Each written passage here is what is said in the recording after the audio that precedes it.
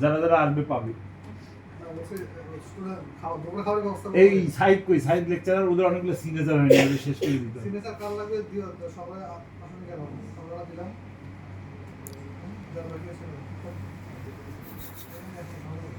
আচ্ছা, ওই যে ক্লিনারটারে পাঠাতে ট্রেটারে পরিষ্কার করা দরকার। ইয়া মাহফুজ, তাহলে এটা কি upper removable appliance with a expansion screw.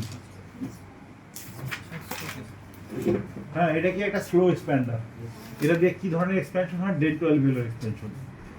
Hardly এটা দিয়ে এক্সপ্যান্ড হয় না। এর দুইটা, এটা কি ধরনের অ্যাঙ্করেজ? Reciprocal anchorage. সমান সমান সমান সমান এই দুইটা সেগমেন্টই সমান দূরত্বে বিপরীত দিকে নড়বে, একটা আরেকটার অ্যাঙ্করেজ। তারপরে এখানে দুইটা কেন দিছে? রিটেনশন বাড়ানোর জন্য। অ্যাডামস, প্রিমোলার অ্যাডামস, ইয়াতে অ্যাডামস।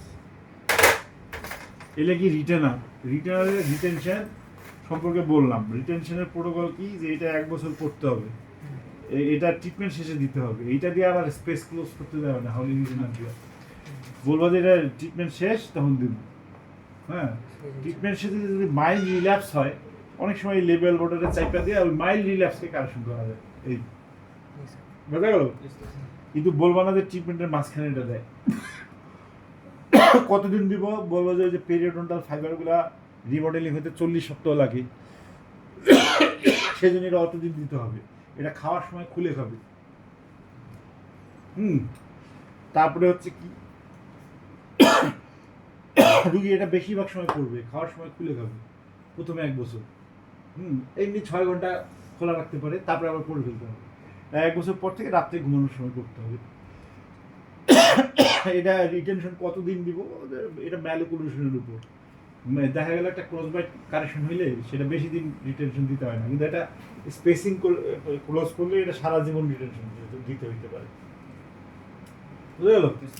রিটেনশনকে কিভাবে পার্মানেন্ট করা যায়? কতগুলো সার্জারি আছে, যেমন পেরিসিশন, ফ্রেনেকটমি, হ্যাঁ, তারপরে আর কি আছে? ফ্রেনেকটমি আছে, পেরিসিশন আছে, আর কি আছে? কর্টিকোটমি এমন একটা সার্জারি যেটা দেয়া ট্রিটমেন্ট টাইমকে কমানো যায়। হ্যাঁ, কর্টিকোটমিতে কি করে? এই যে বাক্কাল বোনগুলোকে কেটে ফেলে গোড়া পর্যন্ত।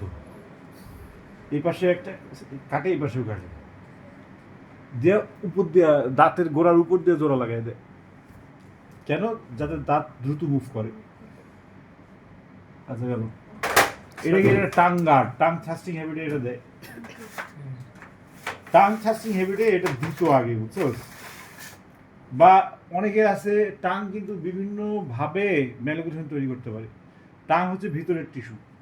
টাং যদি রেস্টে যে জায়গায় থাকার কথা তা না থেকে সামনে আগায় অবস্থান করে, রেস্ট নেয়, তাইলেও ম্যালিকুলেশন হবে।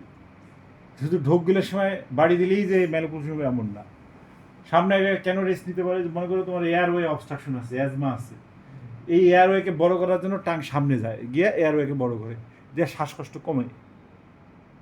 এই যে টাং সামনে যে অবস্থান করলো, হ্যাঁ, এয়ারওয়েকে বড় করার জন্য, এই কারণে তোমার এই কী হবে, তখন ওই টাংকে অ্যাকোমোডেট করার জন্য তোমার দাঁত, হাড়, হাড্ডি এগুলো বদলে দেবে, তখন তোমার ম্যালিকুলেশন হবে।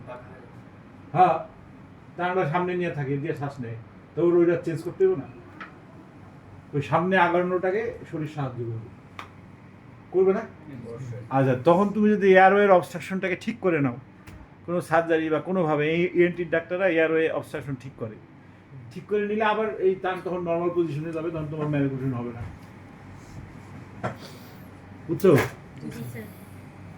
এখন টাংকে কন্ট্রোল করার জন্য, যেমন তোমার একটা রিফ্লেক্স হচ্ছে যে তুমি যখন ঢোক গেলে কামড় দাও, টাংটা নিয়ে দাঁতে বাড়ি দাও, এটাকে তুমি ঠিক করতে পারবা। কেমন করে ঠিক করতে পারবা?